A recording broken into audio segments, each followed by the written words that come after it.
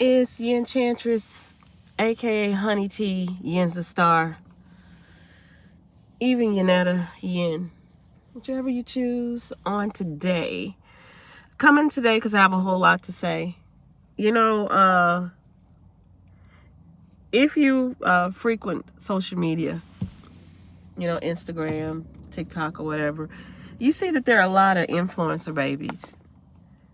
And you may see the infant modeling clothes with a whole lot of sass, and style, and they're doing it for the gram. And we know that someone that is responsible for this child has taken up this account for this baby. I'm talking about ages newborn, toddler, 5 years old. And these babies have a huge following. Thousands of people. Sometimes I've seen hundreds of thousands. And one day as I was scrolling, it became apparent to me, and I could see future possibilities for these children. What will their futures look like?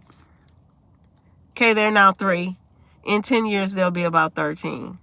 So if you, under the sound of my voice, have any loved one or relative that has, hit that age mark, the typical things that happen during these years because of the way that society is built and how we, entreat these adolescents. And when we care, how we groom them, how we guide them along, and how we, help them prepare themselves with certain skill sets so that when they're older, they can be able to do things on their own. And so I was thinking about that. And I heard someone about 6 to 7 months ago on a video where they were speaking about how these huge numbers of people were getting their teeth redone. And they were saying how a lot of these individuals, especially the females, were what they term to be equivalent to sugar babies. They themselves didn't have a lifestyle that provided them that, but someone else had afforded them to be able to get these procedures because of their youth or their beauty appeal. And so because of that, they afforded them to be able to have certain cosmetic dental procedures. And this person went on to elaborate on that a lot of people didn't understand this wasn't just a one-time fix that you go in and you get these procedures done and that's the total of what it is that you need to do. There has to be maintenance, and in 15 years, possibly replacement. So in 15 years, will this individual who was afforded this because of their youth, will they in 15 years have that appeal? Or will the person that provided them the procedures even be around to help with the maintaining? And so her vision saw a plethora of individuals within 20 years who are going to be possibly lost because they don't understand the choice that they made.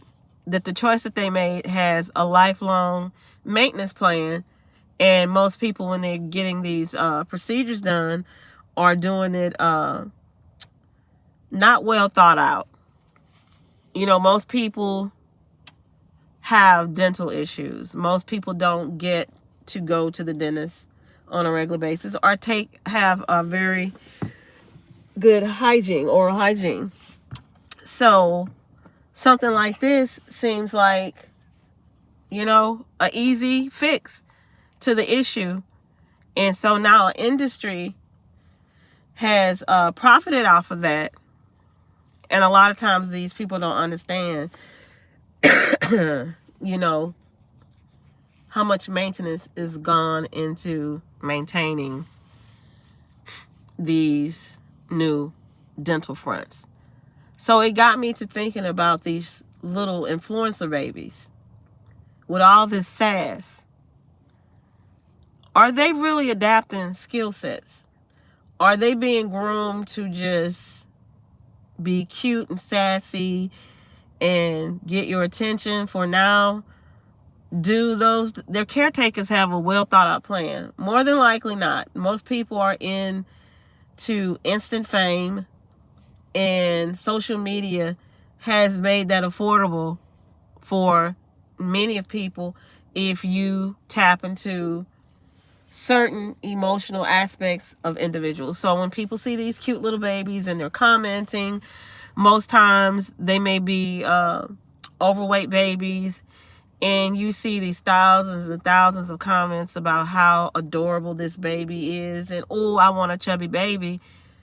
But in actuality, what you're doing is you're feeding to an unhealthy lifestyle. You know, even for an adult who has extra weight, it is detrimental to your cardiovascular system and your joints and just your body structure overall. So imagine how arduous this lifestyle may be for this youngling who is obese, and then you have these adults who should know better encouraging this behavior. We often ask, what is wrong with society? You know, what's the problem? And we look at it from a boogeyman, big agenda, the government is against us, world leaders are against us. But there are also micro aspects of us personally that feed into what the problem is. I'm not saying those other things don't exist to degrees, but what I'm saying is we as individuals create this toxicity, and we navigate through it, and a lot of us feed on it because it makes us feel things that we don't feel in our everyday life because of how we perceive our lives to be. You know, so I wanted to come and just say that if you, under the sound of my voice, have found yourself to participate in encouraging this in these young influencers, take yourself out of your emotional state and what these babies make you feel. These babies are being groomed to make adults feel things. Think about that. So that you will watch and feel things because of this baby. And you'll come back and you'll watch again. Excuse me, guys. Just getting over the flu. And again. Is that feeding into some of the problems?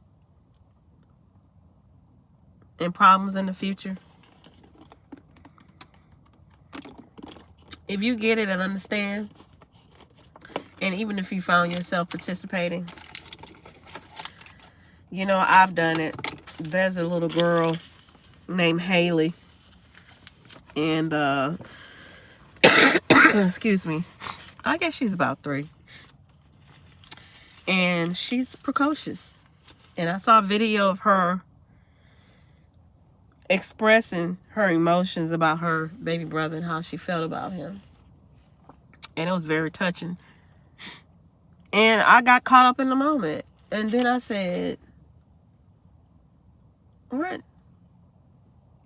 Any moments, private moments,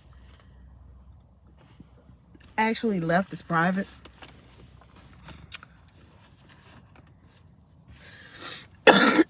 Excuse me. I was looking at Boris Kodjoe and his wife. And they were in, what was it? Moudon? I can't remember where they were, but they were in France. And they were like staring at the sun. And they're two very aesthetically pleasing to look at. And the sun was shining on them and they were just glowing.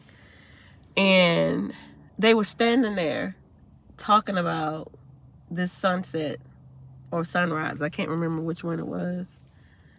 And it looked like it was just, you know, I got caught up in the moment. But then I had to pull myself back out of it. I was like, wait a minute.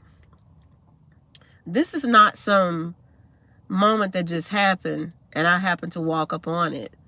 I say this is actually fabricated.